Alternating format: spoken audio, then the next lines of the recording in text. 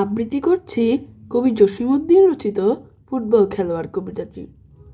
আমাদের মেসি ইমদাদ হক এক ফুটবল খেলোয়াড়, হাতে পায়ে মুখে শত আঘাতের ক্ষতে খ্যাতি লেখা তার। সন্ধ্যাবেলায় দেখিবে তাহারে পরিবাধিতে হাতে পায়ে, মালিশ মাখিছে প্রতি গীতে গীতে কাত হয়ে বিছানাতে। মেসের চাকর হয় লবে যান শেক দিতে ভাঙা হাড়ে, সারা রাত শুধু ছটফট করে কেঁদে কেঁদে ডাক ছাড়ে।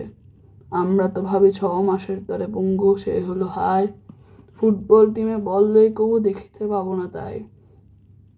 প্রভাত বেলায় খবর লইতে ছুটে যাই তার ঘরে, বিছানা তাহার শূন্য পড়িয়া ভাঙা খাটিয়ার পরে।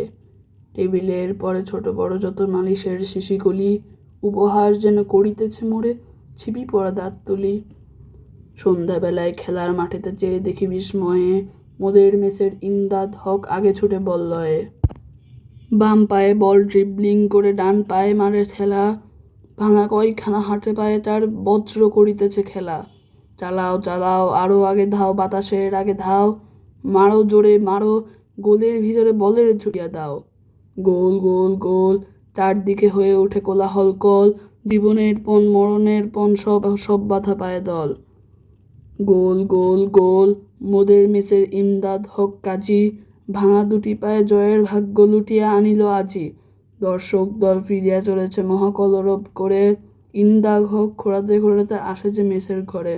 মেসের চাকর হয়রান হয় পায়েতে মালিশ মাখি, বেঘুম রাত্র কেটে যায় তার চিৎকার করে ডাকি।